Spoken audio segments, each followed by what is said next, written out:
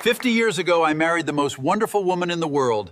And tonight, surrounded by our beautiful family, my heart is full. To us. It's Walter and Joan's wedding anniversary.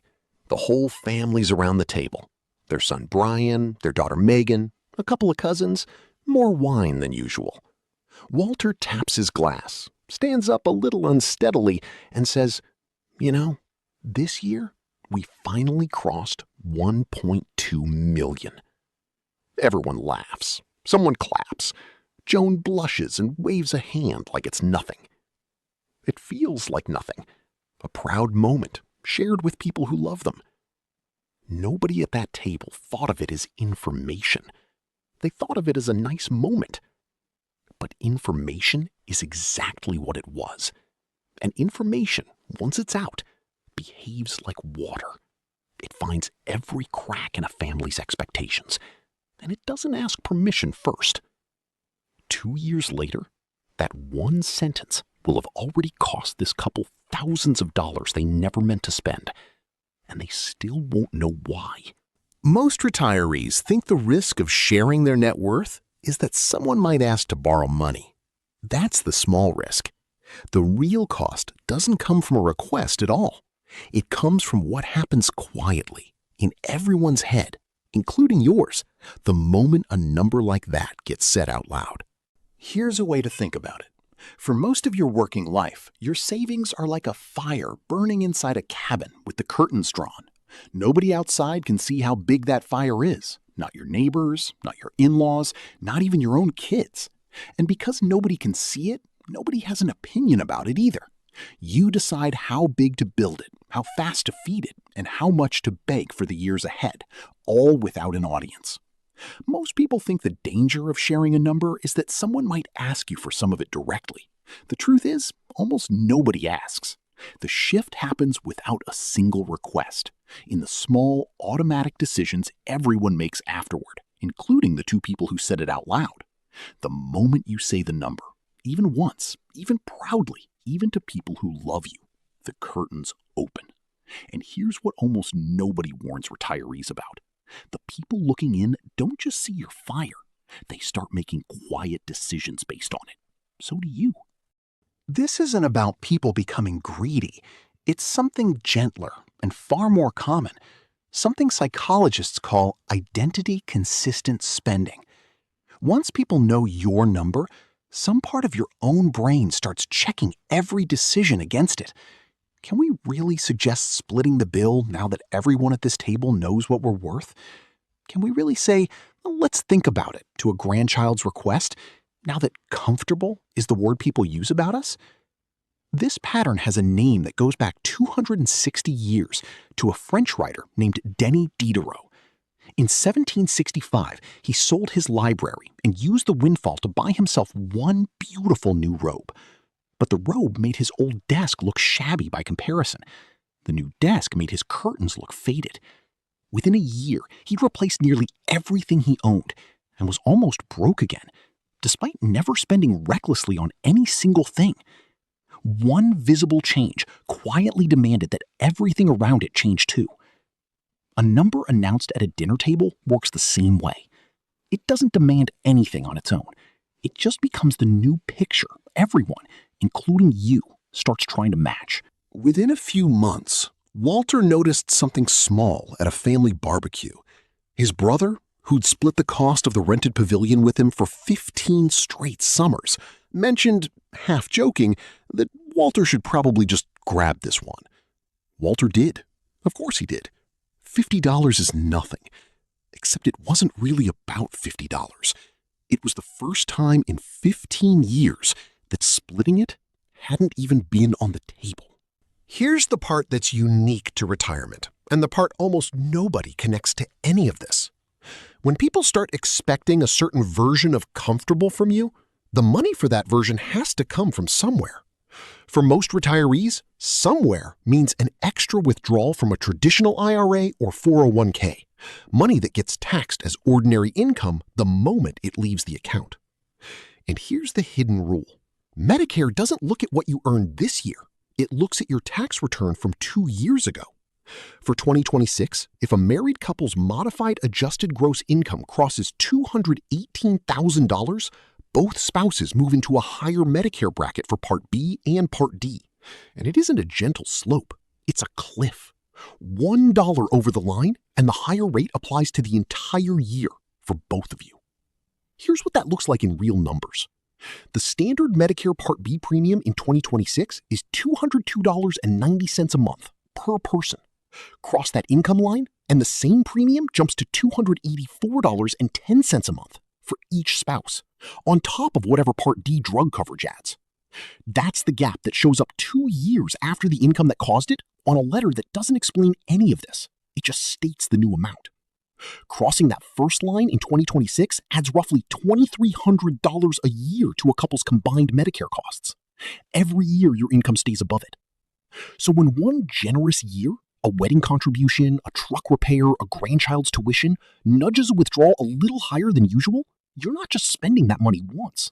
You may be quietly signing yourself up for a higher Medicare bill for an entire year, 2 years from now, whether or not you ever spend that much again. Back to Walter and Joan, 64 and 62. He spent 31 years supervising a plant floor. She taught middle school science for 28. Nothing flashy. A paid-off house outside Grand Rapids, a 13-year-old SUV, a garden Joan was prouder of than almost anything else. Between a traditional IRA, a small Roth, and a taxable account, they'd built just over $1.1 million. Quietly, carefully, over 4 decades. Before that anniversary dinner, nobody in the family had a number in their head. Not Brian, their son, a contractor with 2 young kids. Not Megan, their daughter, getting married the following spring. Not even Walter's own brother, who'd always assumed they were doing fine, but nothing special. That night changed it. Walter wasn't bragging, not really. He was proud, a little emotional, and the wine made the words come easier than usual. "We finally crossed 1.2 million this year," he said. And just like that, the fire was visible through the window. Nothing happened that night. No one asked for anything. That's exactly why this is so easy to miss. 3 weeks later, Megan called about the wedding. She and her fiancé had found a venue, a barn outside Saugatuck, right on the lake, that ran about $8,000 over their budget. She wasn't asking for help. She just mentioned it, the way you'd mention the weather. Joan heard herself say, "Don't worry about that part, sweetheart. We'll cover the difference." Would Joan have said that a year earlier? Maybe. But here's the thing. She didn't decide to say it. It came out before she'd thought about it. Because somewhere in the back of her mind, the math had already changed. People who've crossed 1.2 million don't let their daughter stress over $8,000 at a barn wedding. That's not who they are anymore. Except it is exactly who they've always been. Careful, deliberate. 40 years of let's think about that before any big yes. Megan thanked them, hugged her mother, and texted the venue that night to upgrade the package. Twice. Not because she was being greedy, because the conversation that had been, "Can we afford this venue at all?" had quietly become, "Which version of this venue do Mom and Dad want us to have?" Nobody had decided that on purpose. It just became the new starting point. A few months later, Brian mentioned his truck transmission had gone. $1,100 he didn't have sitting around. Walter didn't let him finish the sentence. "Send me the invoice," he said. None of these moments felt like mistakes. Each one felt like generosity. By spring, Walter and Joan had covered the wedding difference, the transmission, 2 unexpected vet bills for Brian's dog, and a just this once contribution to their grandson's summer camp. Altogether, just over $18,000, on top of what they'd normally withdraw that year for living expenses. None of it came from a separate extra account, because they didn't have one. It came the way most retirement withdrawals come, from their traditional IRA, the largest pot they had. $18,000 withdrawn and taxed as ordinary income, stacked on top of their usual distribution. Walter and Joan didn't think twice. Why would they? They could afford it. That was the whole point. That was what the number meant now. This is the part most videos about lifestyle creep skip entirely, because they're written for people still building their savings, not for people drawing them down. But here's what neither Walter nor Joan checked. That extra $18,000 pushed their modified adjusted gross income for the year to just over $221,000, about $3,000 over the 2026 joint filing Medicare threshold of $218,000. They wouldn't feel it that year. The bill for this doesn't arrive for 2 years. It arrives quietly as a letter from the Social Security Administration, adjusting both of their Medicare premiums for a full year because of one generous spring 2 years earlier. Across the road live Hal and Peggy, similar ages, similar nest egg, within about $100,000 of Walter and Joan's, according to the advisor the two couples happen to share. Almost nobody knows that, including their own grown children. When Hal and Peggy's son mentioned he was short for a car repair, Hal didn't say, "Send me the invoice." He said, "That's rough. Let us know how it goes." Not cold, just undisclosed. Hal and Peggy do help their kids, often. But every January, they sit down with their advisor and decide a giving number for the year before any phone call like that ever happens. If something falls inside that number, they say yes, warmly. If it doesn't, they don't. And nobody's feelings get tangled up with a net worth that was never announced in the first place. Their daughter has no idea what within about $100,000 of Walter and Joan's even means because she's never heard either number. What she has heard more than once is, "Let us think about it and call you tomorrow," said warmly every time, whether the answer turns out to be yes or no. The pause itself is the gift. It tells her that whatever the answer is, it came from a decision, not a reflex. When Walter and Joan's Medicare letter arrived 2 years later, about $2,300 more for the year combined, just for crossing that line once, Walter's first reaction was confusion. "We didn't even do anything different," he told their advisor. But they had. They'd done one thing differently. They'd let a number out of the room and then spent the next year quietly trying to live up to it. Their advisor didn't lecture them. She asked one question instead.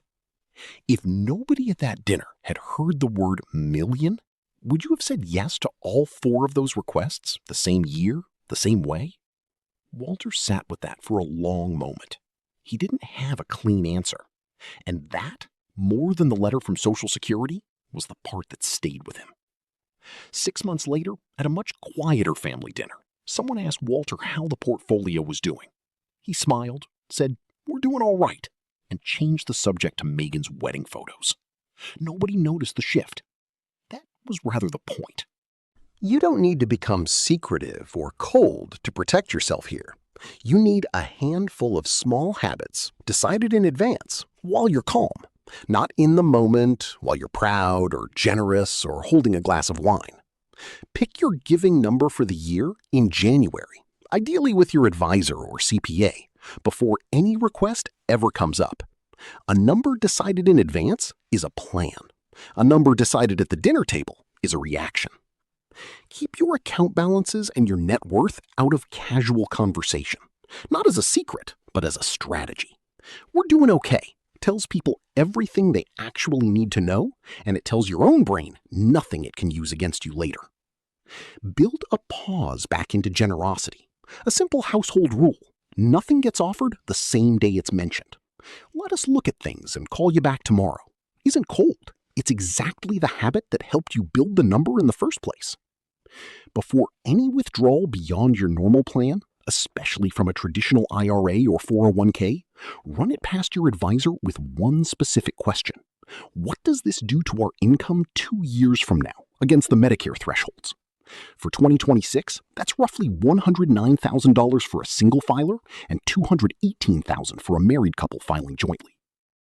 If your number is already out there, you can't unsay it, but you can reset what people expect of you slowly, simply by becoming consistent again. Not stingy, steady. The same "let us think about it" you'd have given anyone before anyone knew what you were thinking about it with.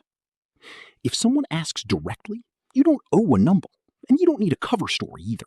A simple, warm, "we're doing okay, thanks for asking," closes the topic without closing the relationship. It's not evasive. It's the financial equivalent of not announcing your medical test results at dinner. Some things are simply between you and the people who actually need to know. None of this happens because of one bad decision.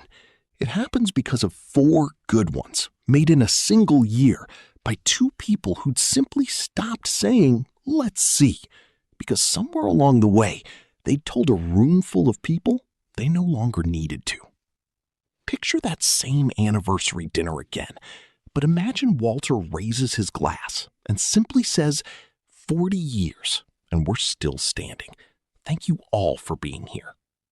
Same love, same pride, 0 numbers in the room, and 0 letters from Social Security 2 years later that nobody can quite explain. If this is the first time you've connected what I tell my family to what shows up on my Medicare bill 2 years later, you're already ahead of most retirees.